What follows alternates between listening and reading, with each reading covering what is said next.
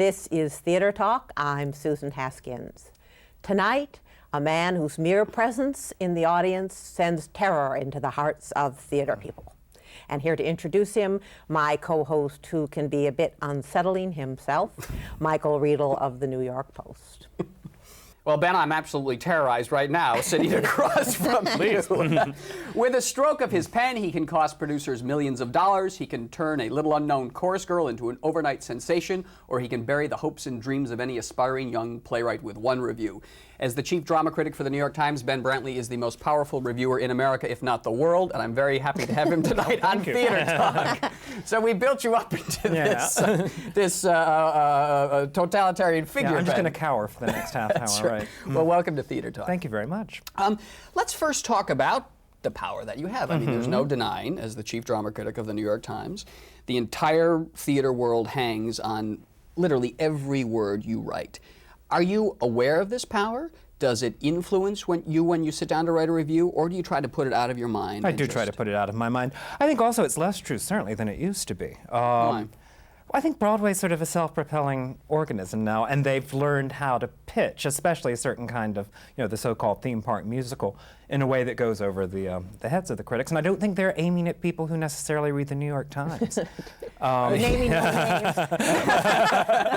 Yes, but I think this is an interesting point you bring up, because I think there was a period where producers were convincing themselves that, yes, the Times does not have the power it once did. But the fact of the matter is, Ben, you have panned, as all the smart critics have, Saturday Night Fever and Footloose and Jekyll and Hyde for good reason. And even though these shows ran, they didn't make any money. And I think you could argue, had you in the New York Times given them a good review, inconceivable that you would have, but had you, they probably would have been all right financially. So I think you still have that kind of power. Yeah, I suppose it's a different equation. I mean, people are willing to run. I mean, it used to be, the test of power was, would it close overnight?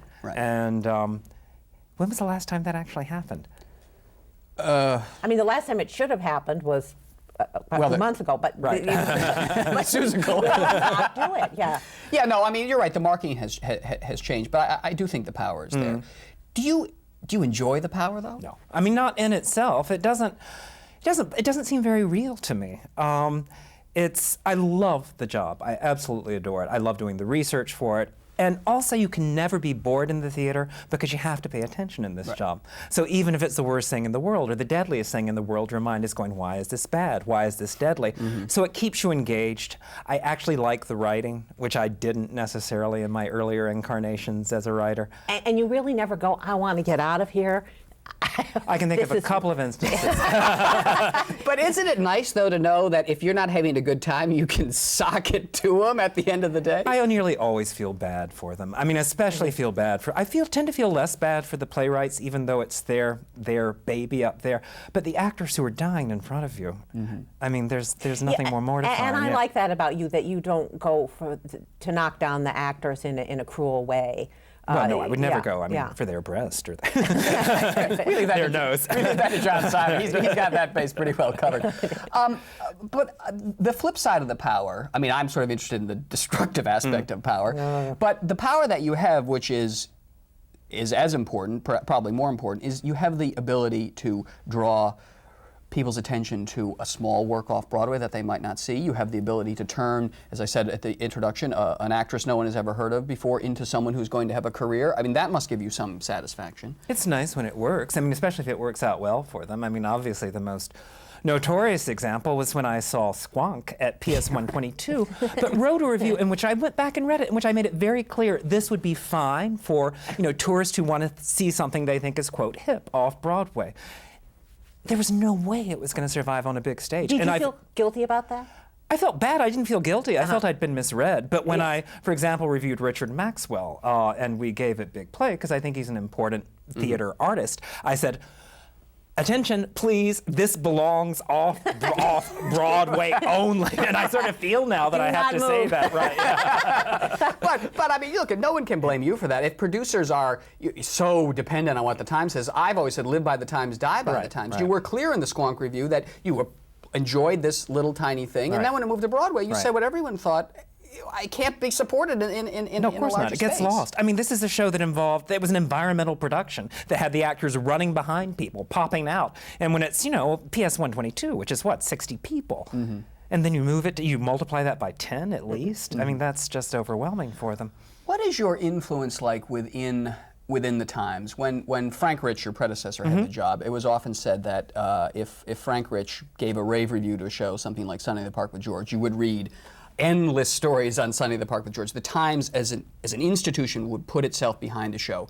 If he didn't like a show, there was no ink on that show in the Times at all, and they just killed it through neglect. Right. Do you have that kind of influence at the paper? Do you like to talk to editors and say, we should do more pieces on this show because I liked it? Or do you say, we should just ignore this thing because it's terrible and it should die? I don't think it's that explicit. To some extent, it follows naturally. And, once the review's in, I mean, Richard Maxwell, for example, we immediately did a profile. Once I filed my review on Contact, there was a big piece in the work on Contact automatically, Right. several big pieces in the works. I mean, if you generate an excitement that's infectious, which is, of course, what you want to do, I mean, you want your coworkers to pick up on it, too, and do something with it. But I've never said, if you do a piece on the Wild Party, I'll never talk to you again, or I'm walking. That would be Poor Wild Party. Right. Do you go as a critic to see a show always hopeful because you're in love with the theater, that each time you're going to be astounded and surprised? And in love with what I you mean, see? it's like a date, You want to be seduced, hopefully, and I do go, I mean, as virginal as I can be. I really do try to erase any kind of expectations. And generally, no matter how bad something is, for the first 10 minutes, I still have hope. And then there's this moment where it turns one way or the other. And you just often feel this sort of sinking sensation. And it's rare that something's going to recover after that. And you do feel awful. But that's when your mind sort of goes into overdrive trying to figure out, but now just why am I not liking it? It makes you think more responsibly, which I think is wonderful. To have to be able to justify what you're saying, I think is a good thing. Does it frustrate you how infrequently one seems to be seduced by things nowadays? I mean, I at least find there's so few things I'm captivated by. Yeah, especially on Broadway. I mean, I think it's... I'm more often pleasantly surprised. Off Broadway, there's just so little... The risk factor is so large on Broadway that people don't take the risk that leads to, more imaginative product.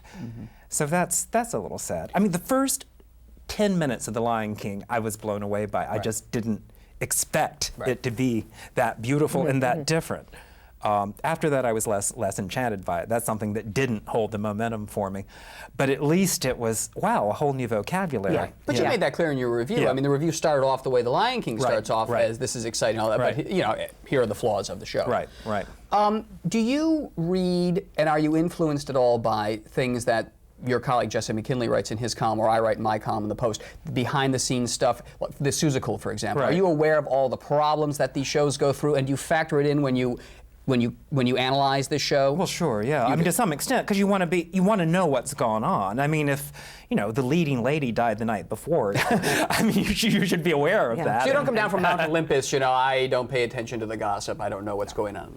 No, I mean, I do pay attention to the gossip. I also realize how, having been the victim of it myself in some cases, how inaccurate the gossip can be. Yes. And things can turn around. I mean, just overnight. And there are always those famous stories, My Fair Lady out of town, Doesn't happen so much, though, anymore, those kind of turnarounds. Because there was no internet.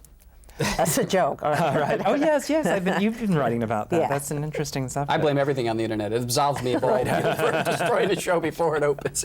Tell us about the actual process of writing your reviews. Now, in the old days, critics went for the opening night, and they ran up the aisle, and they banged them out in an hour. Well, actually, Brooks Atkinson, Joe Lelyveld, who is now the editor-in-chief of the Times, was Brooks Atkinson's copy boy, and told me that he would take the copy to be said every night. And I said, what was it like? Was he frantic? He said, oh, no, not at all. He would walk in, light his pipe, smoke it which one could do in those days, smoke it for a few minutes, and then he would write everything out in longhand on yellow legal pad paper, and would write one page, and Joe would take that, and that would be set, but never changing. I mean, he wouldn't go back and say, I'm going to, put this in the lead, move this around. I mean, to be that thorough and just to go straight through. In 45 minutes, 50 minutes? Yeah, tops. Yeah. I mean, you have now a few days. Yeah, often. I mean, I'm annoyed when it's, I'm writing for Friday, which they like us to have it on Wednesday, and they don't let us in until Tuesday night. But, and also with encores, or something like that, you do want to write it for the next day. On the other hand, there is this kind of adrenaline rush that happens that makes it fun. And especially if you love something, there's nothing more exciting than just, you don't even look at your notes. You just sit down and go, wow, wow, wow, wow, wow. I mean, that's fun. And it gives the writing a muscularity and a pop does, that you might not have if you have 3 or 4 days to ruminate over something. Do you ever find, sometimes you think too much about? I think I did more in the beginning. For some reason, I was looking back at things I'd done, and I was looking at Rosie O'Donnell, actually, and my review of Grease came up, and I thought, this is a term paper. I mean, because I was really trying to I had these ideas about what nostalgia had come and how it had been recycled. And, it would have been a perfectly decent essay and, it's the Yale School review. of Drama. Yeah, exactly. But it was weird to think that it appeared in the Times. I think I'm a little more, I write more from the gut, certainly, than I used to. Yeah, I can say as an observer of your work over the last, how many years? 5 or 6 years you've been? 7 years. 7 yeah. years, yeah. Mm-hmm. The complaint from the theater community against you early on was he's writing term papers. Mm-hmm. But it seems to me you've settled more into the flow or the rhythm of the job. I think part of that came also from you just wanted to be so cautious at the beginning. And also, I'd never been a theater critic before professionally, not since college. And I wanted to make it very clear that I knew my territory. So I would probably over-research everything. Mm-hmm.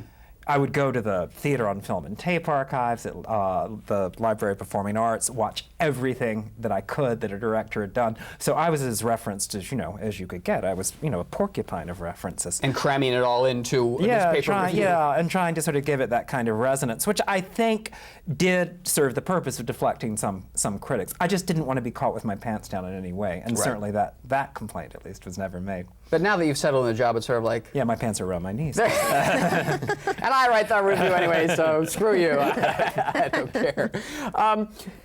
Does it take you a long time to write a review now? No, it never has. I've always been a fast writer. You can just bang it out that. I'm a good bet for a daily newspaper in that sense, yeah. It takes me about 2 hours. Mm-hmm. Eric Bentley, great critic, once said he thought no critic should be in a job more than 5 years, 10 years at the very most, because it wears you down, just the act of going to the theater every night and writing about these plays. Is there something to be said for that? Or can you see yourself a critic for the rest of your life? I found it's very dangerous to ever predict anything at all. That's one thing life has taught me. Good answer. But do I feel worn out? No. The play about the baby the other night. As you had seen it also in London. Yes, you were popping there in your review. That was really thrilling, though. And again, Michael had seen it in London, as I had, and I enjoyed it in London. But it seemed a little more like a lecture in London, a little more self-consciously abstract.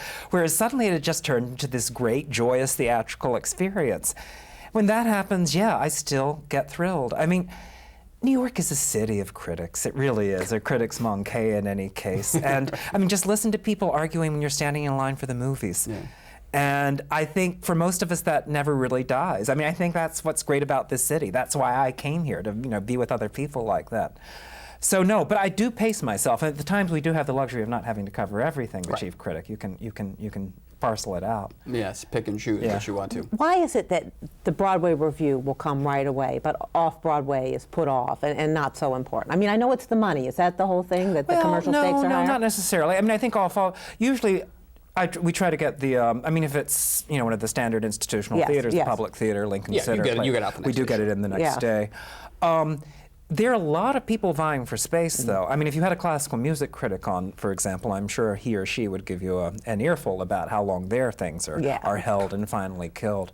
It's very frustrating when it doesn't get in right away, but you are in competition with the other arts, and they try not to play favorites.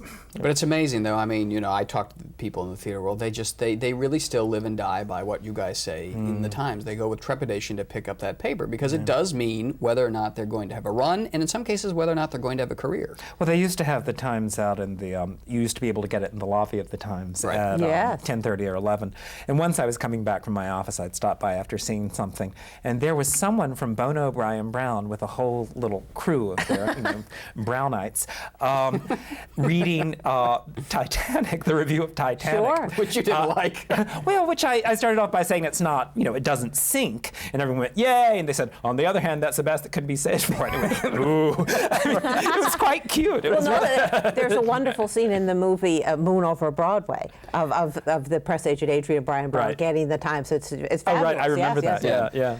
Now, though, I mean, as a critic, you have to be able to enjoy, at some point, sticking the knife in. I mean, be honest with us. Isn't there a time where you really dislike the show so intensely, and you're sitting at your computer and you think, I can really stick it to them? I mean, I thought your Wild Party review was pretty brutal. Yeah, although, I mean, not really as brutal as I think it's been represented as being since. I mean, or compared to the Wild Party review I did at the Manhattan Theater Club.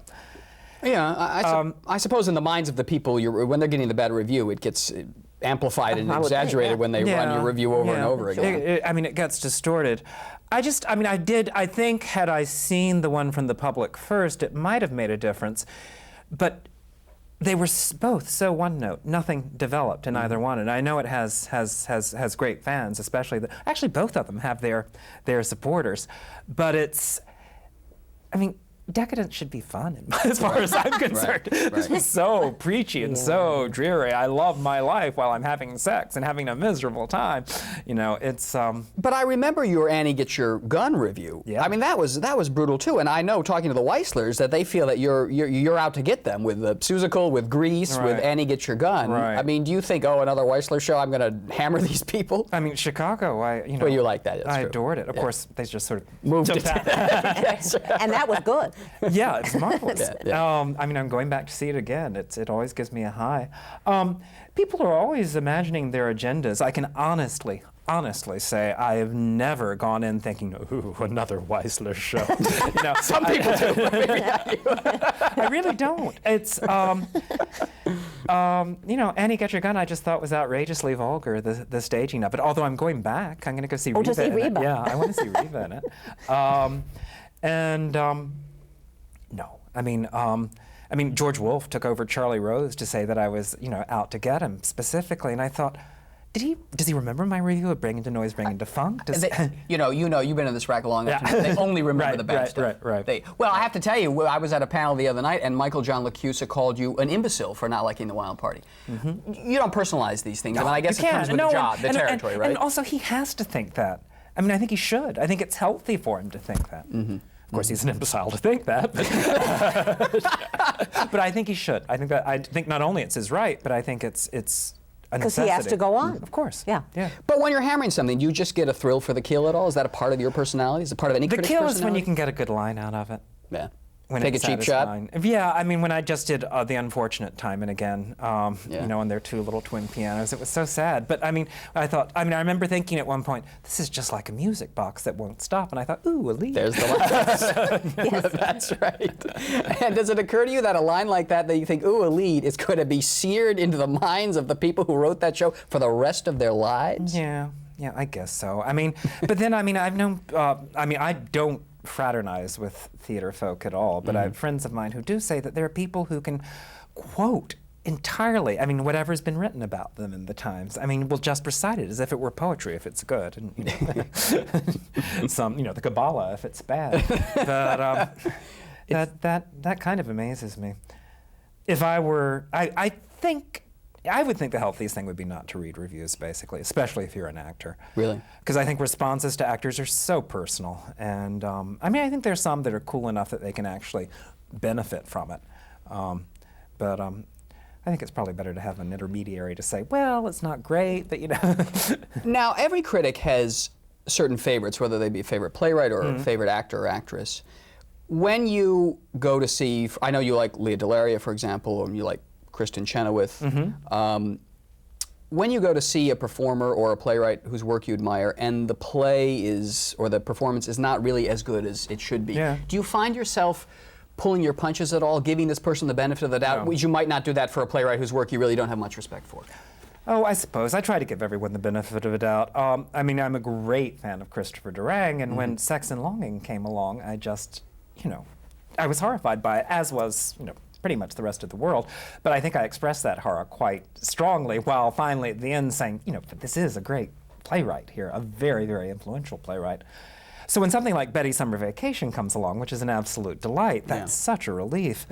But no, I mean, there are people, I mean, I adore Faith Prince, or certainly have, but I've been very disappointed by, I think, her being miscast as much as anything else in things I've seen recently. Yeah. And we say you haven't seen Bells Are Ringing yet. No, I haven't seen Bells Are Ringing yet, and because I'm looking forward this may to be it. rerun, so we might. Oh, I see. But I mean, Melissa Erico, I was a great champion of for the concert version of One Touch of Venus, in which I thought she was absolute bliss. And then I went to see High Society, and what could I say? Star is stillborn. Yeah, exactly. I'm afraid. Now, I know you don't fraternize with theater people at all, but do you ever get approached by producers? Do you get phone calls? I know, for example, I wrote about my column a letter Rocco Landisman wrote to the Times, in which he complained, I believe, that your taste is outside of the mainstream. Right, because I didn't like swing. Because you didn't like swing. That would mean that you had good taste. But do you have that connection with producers at all? Do they ever approach you? Do they? A little bit sometimes. I mean, Rocco sort of marches to his own, manic drummer, and he feels no compunction about calling you the next day to talk about something else. Do you take a phone call from a producer? Oh, sure. You do. You Yeah. don't. I mean, I've had the only director who ever called me and wanted to sit down and talk to me so she could explain her sensibility was Julie Taymor. I'll take the call, but I won't take the coffee. Right. So you're open, you're accessible. I mean, you don't, keep yourself aloof and removed. Yeah, to some extent I do. I mean, I don't answer, letters as a general rule from people in the theater. I mean, if they're saying, how could you, if they're asking a question, fine. If they're writing a thank you note, I think that's great. I'm really glad to receive it, but I don't want to start a personal relationship. It just complicates things too much. I remember I once invited you to be on a panel we thought would be fabulous, critics and playwrights. Right. And you said to me, very nicely, I don't even like to talk to playwrights at cocktail parties in the not fraternizing, and that was. I actually was at a dinner party recently where was also Wendy Wasserstein, whose latest play I didn't care for Old Money. But she was very gracious and very charming. We did not discuss anything except for her weight loss. She looks great. You can always discuss a new baby, too. That's always the same. What is your response to Rocco Landisman's criticism, though, that you are outside the mainstream, that you don't really get the Broadway world, and that your sensibility is maybe too downtown, too village voice for the New York Times? No, I mean, I like both. I mean, I loved Contact. I like The Full Monty, for heaven's sake, which is about as middlebrow as you can get, but it's good middlebrow. Yeah, smart. Yeah, it is. It uses that whole sort of, kind of average Joe or, mass appeal thing very well, I think. I love musicals. I'm a sucker for really good musicals, which is why I've been disappointed so much recently. And I would think that a Michael John Licciusa would argue that I'm too middlebrow in my taste, in fact. And you hear it from either direction. I remember in one week I read an essay saying that I was too academic in one place and not intellectual enough in another. So I like that. It means I'm sort of going down the middle path. Your hide must be pretty thick now, but was it thick when you started the job, or did you feel great pressure? It was pretty thick. I started off here at Women's Wear Daily, that's a pretty vicious world. And it was a marvelous place to start in that I was 22 years old, I was just out of college, and you're thrown into the world with all these lions. You're going to these black tie parties and going up and asking Norman Mailer, how's the novel coming? And it de-glamorized New York in a good way. Yeah. It made it seem much less intimidating. And yeah, I mean, you got to be pretty confident. You also, I think it's a good idea not to read too closely what's written about you. I just sort of skim and make sure no skeletons have been dragged out of the closet. And if not, I'm really... Make sure you're not being liable at all in any way. I was supposed to have died last month. Did you get this? No. I got calls... There was a call from someone, from my editor actually saying... Oh, wait, you were sick. You had the flu or something like that. Everybody knew you had flu. I had a really bad cold for 5 days, but I got a call from my editor saying that the publisher of the New York Times had been told by an eminent theater person that I was mortally ill in the hospital. I said, you saw me yesterday in the office. I'm a little hoarse. I mean, that's amazing. Yeah. I mean, you can say anything, it'll stick. God, imagine what it must be like to be Julia Roberts or something. How do you get by every day? Well, you are kind of what in Hollywood, what Julia Roberts is. You are on Broadway, You're a headliner. You're Julia Roberts, yeah, well, maybe we'll just sit down and talk it all out someday. all right, we only have 1 minute left. Can you recommend to our viewers some shows on Broadway or off Broadway now that they really shouldn't miss, stuff that you really have enjoyed? Well, I mean, unfortunately, off-Broadway doesn't, I mean, these things don't always live too long. Right. Howie the Rookie was brilliant, this The Irish Irish. playwright. Oh, fabulous. I Yeah, wish good. it had been given a longer life. Play About the Baby, I think, could be fun for everyone, even Albie Phopes. It's just to see Marion Seldes go so as marvelously over the top as only she can do, I think is great fun. Contact looked really good when I went back to You it went back to see recently. it, Yeah. yeah. Still very vital. Full Monty, I think, is great fun. Now everyone's weighed in on Rosie O'Donnell. I know you've gone to see it. And by the way, this will air after review's out. So you Right. can, Well, I'm actually saving that for an arts and leisure piece, so I think so I you're not probably- going yeah, to so I tip don't us think to I'll say Rosie it. O'Donnell. Thank you. Well, listen, you're a charming guy, and you know the theater world really shouldn't be afraid of you unless they do bad work, in which case you will take them to account. No, well, that's the job of the thank critic, you. right? Yeah, it's great fun. It really is the most fun job in the world. Theater Talk is made possible in part by the Friedrich Loew Foundation, the Corey and Bob Donnelly Charitable Fund, the Eleanor Naylor Dana Charitable Trust, the Lucille Lortel Foundation, John Jerome and Christopher McDowell, and public funds from the New York State Council on the Arts, a state agency. Playbill Online is the official website of Theater Talk and the home of the Playbill Club, providing information and opportunities for theater lovers.